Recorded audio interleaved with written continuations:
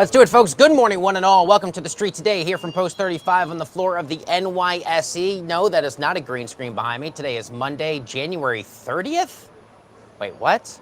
It's already January. How are we 1/12 of the year of the way through? All right, I'm JD Durkin. We're about an hour into the trading session today, and stocks are trading lower as investors brace for a hectic week of earnings, a big decision from the Fed, and also fill in the blank here. It's a very busy week, and that puts it lightly. On the show this morning, let's take a look for what's on tap. We will talk Fed as the central bank gears up for its February FOMC meeting. Plus, we will be previewing tech earnings as some of the largest names like Apple, Amazon, Alphabet, all the A's prepare to release their quarterly earnings, plus Meta. And finally, we will tell you why Asia's richest man shed $28 billion in 1 month alone. It's not because of inflation. I know, we're all feeling the squeeze. It's a unique story. We'll bring it to you at the end of the broadcast. For more on these and so much more today, we bring in our special guest, Mark Avallone. Mark is President and Chief Investment Officer of Potomac Wealth Advisors. Mark, good morning. Good morning. Good to be here. Great to have you here. So markets here coming off another positive week. What do you attribute the overall strong start across the major market indexes to so far we've seen in 2023? And is this the start that you expected? Well, that's a great question. And I think what happened was last year we were a bit oversold. Some of that may have been tax related. Plus, there was just such a negative sentiment that people were shedding, especially the mega cap techs, the drawdown in value, 20, 30, 40% in these mammoth companies, and the speculative stocks were crushed 60, 70, 80% or more in some cases. So when we started January and people wanted to put money to work, I think they saw some what they thought were bargains. And some of the lesser quality names have responded in kind, and technologies responded in kind, with the NASDAQ up double digits so far this year. The question is that sustainable? And is it sustainable with a Fed that hasn't taken any action that's more relaxed? This is an expectation from investors that the Fed is going to start to ease, but we really don't know that, and we haven't seen evidence that they're going to do that. We'll talk more about the Fed in just a moment, but to the point about trading in general, tomorrow is the final trading day in January. I can't believe it's already the end of the month. You expect the rally to continue into February. Of course, keeping in mind, by the time we reach February, we'll have a lot more economic data, at least in the form of earnings. We'll get a sense on some of these growth prospects for these big companies. But what do you think we're in store for as we turn the page from one calendar month to another? Well, thus far, the earnings results they've been okay. And there was a big worry that they weren't going to be. They were lowered expectations, of course, but the earnings have delivered fairly well. In terms of looking out, I don't know exactly when we're going to have a bounce down, but I think it's hard to expect February, March, April to just be linear progression up, continuing what happened in January. It's our expectation that fully half of the yearly gains have already been realized. Coming into this year, if I would have asked you, would you be happy with a 12% S&P return and a 22% on the NASDAQ? I think a lot of investors would say, especially after last year's disappointments, that they would take that. Well, if that's the case, we're halfway there. And with this bounce up, the two factors come to mind. One is that valuations are no longer as cheap as they were 4 weeks ago. So that creates a little less enthusiasm for me as an investor.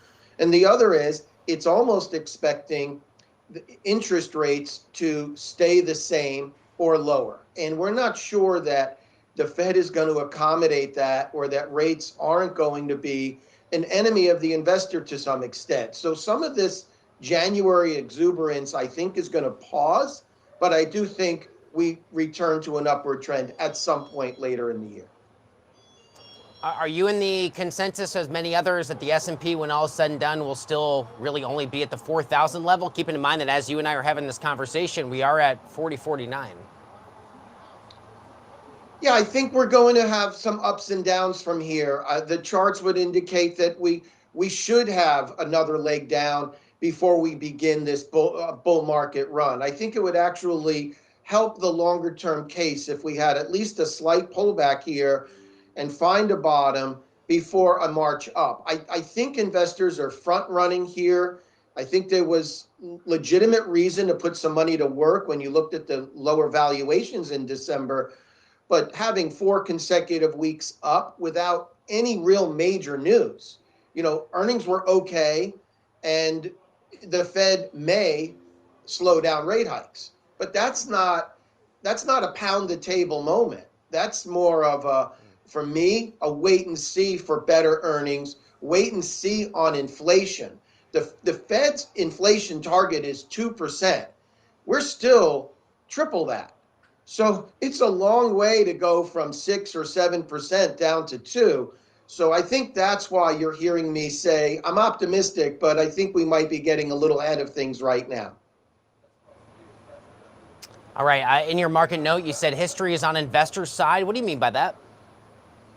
Well, and that's something that we do take as a positive. Look, this is longer right now. This bull market is longer than the average bull market. Excuse me, bear market. Sorry about that. This is a bear market that's into its second year, and bear markets usually last 9 months. The average decline in a bull market is in a bear market is in the low 30s, and the Nasdaq almost got there. So I think we had some serious drawdown. It's long in the tooth.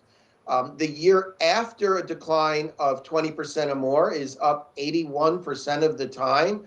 As I said earlier, valuations got back to a historically norm level. Now you can go below that, just like you can go above that.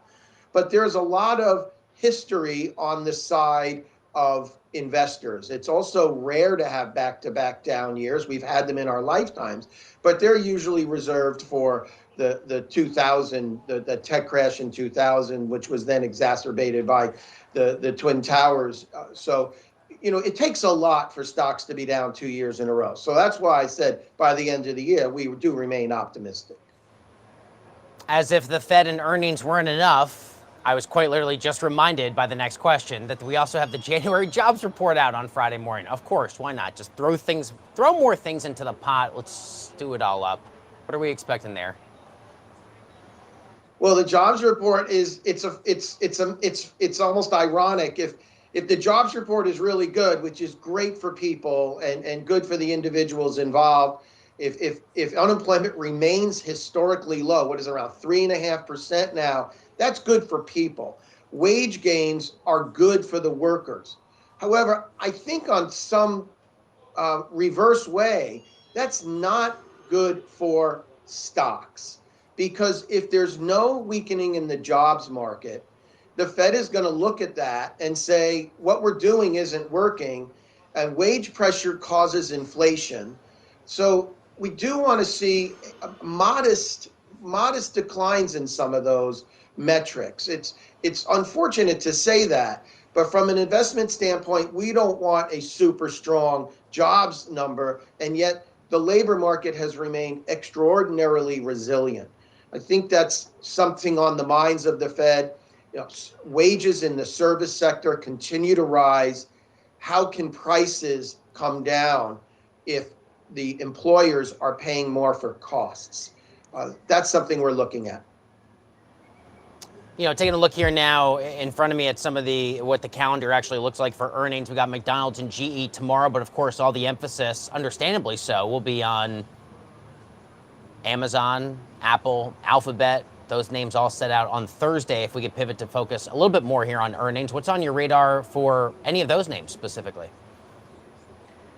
Well, some of those names are heavily exposed to China, which has been a bit of a tailwind since they reopened. I know that helps the McDonald's. It gives some clarity and for Apple.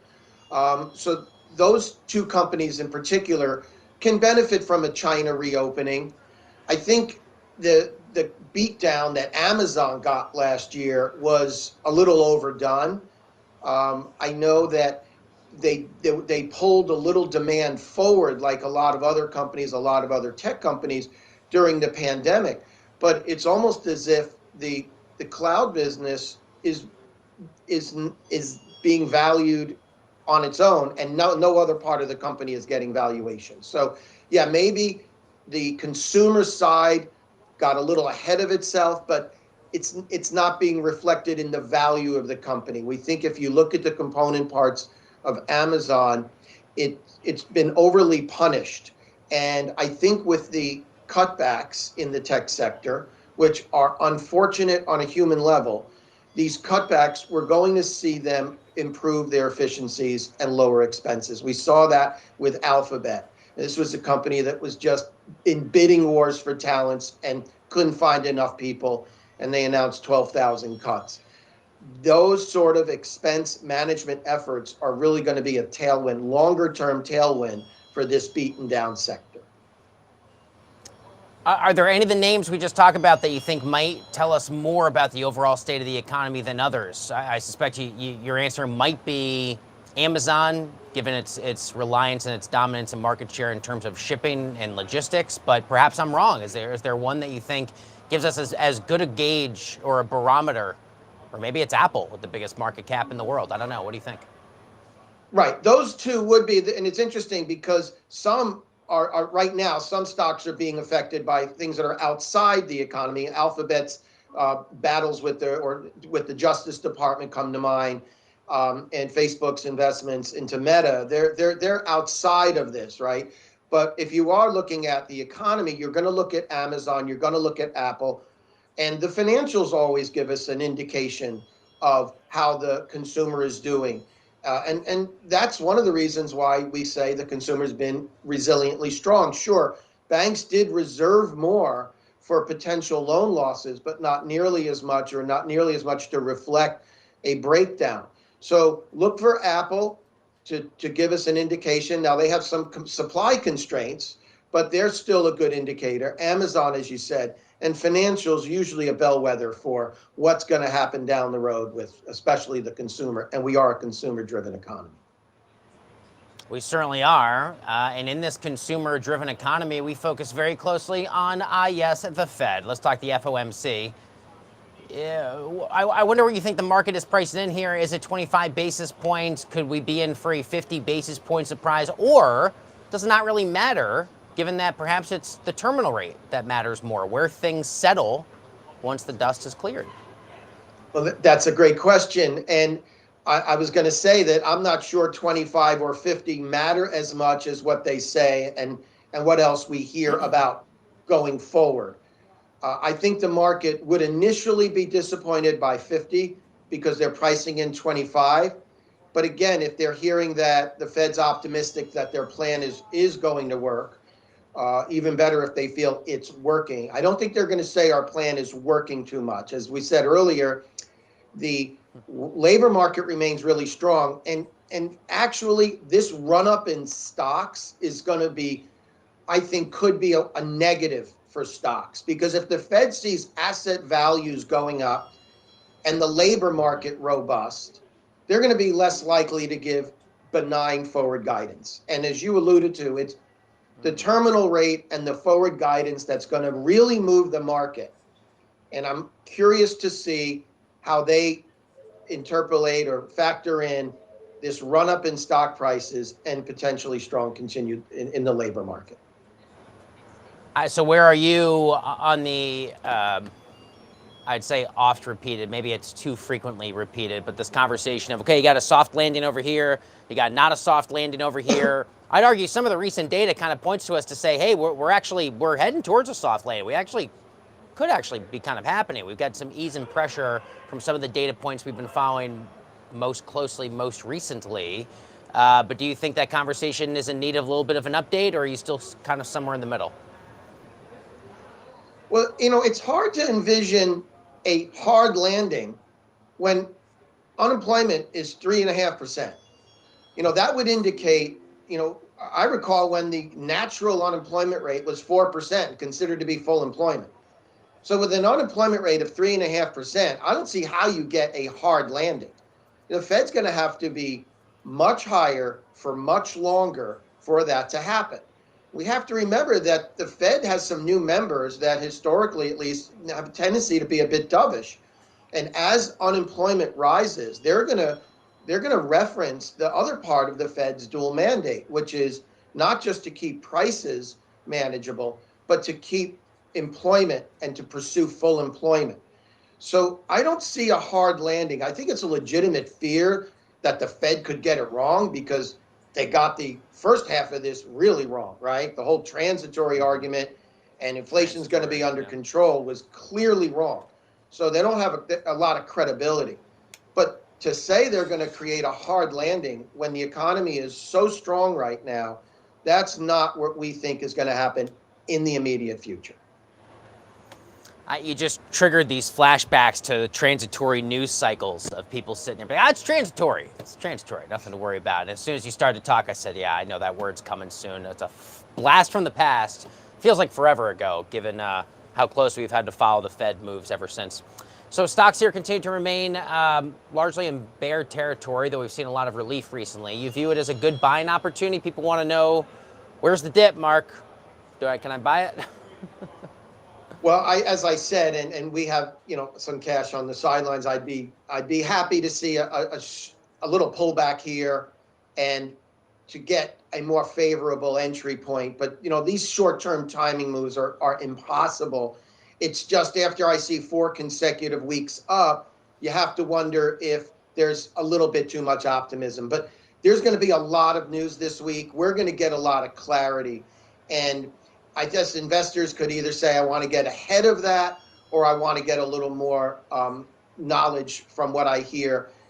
Personally, I think that we are still a long way away from the Fed's target, and we're not taking the Fed seriously enough when they keep saying 2% is their number. They haven't said 2.5%. They haven't said 3% on the inflation. If they want to get this to 2% inflation, they have a lot more work to do. And I think investor patience and prudence might be the better strategy right now. Yeah, it's almost as if you got a lot of investors in the major market index. It's almost like they don't believe the Fed, right? There's a kind of bizarre disconnect where it's like, okay, yeah, we know what you say. Yeah, okay, Mr. Powell, we know what you say. We know what all of your colleagues say. You are near unanimous with your commitment to a higher for longer campaign. But maybe they're wrong. I don't know. What do you make of that disconnect? And am I maybe not viewing it the right way? Because to me, it seems like we're not even close to being on the same page, one versus the other. You're spot on. And I think there's a stat that people are aware of, and that is that stocks turn 6 months before the economy improves out of a recession. And I think everybody wants to make sure they're ahead of that, right? And there's an expression on Wall Street, greed eventually replaces fear. The GERF trade, and it's back. This month, we saw greed replacing fear. Now, some stocks had good underpinnings and may have had good valuations, but some of this was, we want to get ahead of a more benign Fed. We want to get ahead of a turn, and we want happy days to be here again. I think there was a lot of hope in that, and they are fighting the Fed. To your point, the Fed hasn't given anything resembling an all clear signal. And the trading action of this month, January, month to date, one would assume the Fed had a very low inflation report, low wage gains, and Fed heads coming out saying, we're on the path to lower inflation.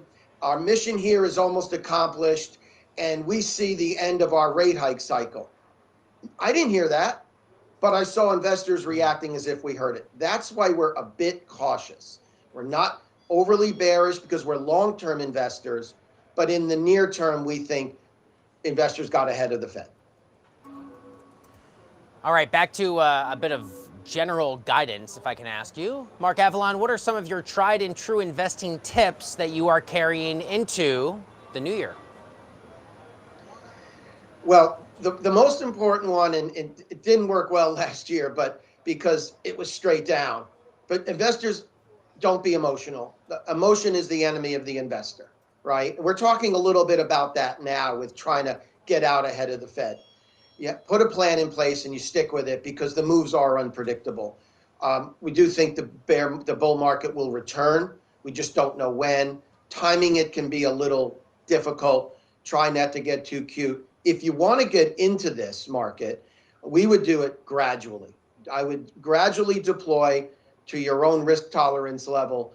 not throw it all in one day, not think that today, whatever the Fed says this week, whatever the jobs number, I still would be following discipline and unemotional investing, and I would be averaging into my risk profile and my overall plan. That's what I would do. It sounds very basic, but it is, and it's tried and true, and I'm sticking with it. And finally, Mark, what are some of the most attractive sectors on Wall Street right now to you? Well, I think in a contrarian way, I think longer term, I'd like to see, again, a bit of a pullback, but we like technology. And we do think it was oversold last year. And you see the XLK this month to date is up double digits. That would reflect that. We also, in financials, we like the insurance sector because higher interest rates are good for financials. We all know that. They get to make more money on their huge bond portfolios, and their bond portfolios took a hit last year, but I doubt rates are going to triple again. So I think they're a better position holding assets like bonds. Their real estate took a hit last year. Their balance sheet valuations are down on these big financials. But the difference between an insurance company and a bank generally is that insurance companies don't have short-term lines of credit. They don't have very economically sensitive short-term debt out there. Sure, they have exposure, but it's longer-term assets in the ground, hopefully well managed. So we think that if the consumer does weaken because of the Fed action and higher rates crimp the ability of consumers to pay back banks, we think, and small business loans get a little weaker, we think insurance companies sidestep some of that, and yet they benefit from higher rates and the higher rates that they earn. We also think their lines of businesses have improved over the years, less of a risk profile. A lot of their annuities exited lifetime guaranteed payouts and moved towards buffered contracts where their risk is minimal because of the way they hedge the investments. So we think they're taking on less risk, benefiting from higher rates, but have slightly less cyclical exposure relative to banks. All right, my special thanks there to our guest of the day, Mark Avallone. Mark is President and Chief Investment Officer at Potomac Wealth Advisors. Mark, thanks a lot. That was a really great perspective. I hope you will consider rejoining the show at some point again in the future. Thank you. Pleasure to be here. All right, let's do it, folks. Okay, coming up, we will be bringing you the latest headlines on TikTok as the social media app faces growing scrutiny. Does it ever? Plus, we'll tell you why Asia's richest man is rapidly losing his fortune. But first, I sat down with financial literacy expert Ross Mack to discuss his investing do's and some don'ts. Take a listen. I want to start with investment do's and don'ts. A lot of investors, maybe first-time investors, are watching this interview from the outside saying, I don't even know where to begin. What is some early advice you might give to an investor like that, considering getting involved with the game? Well, one, I would say temper your expectations. I think we go on social media.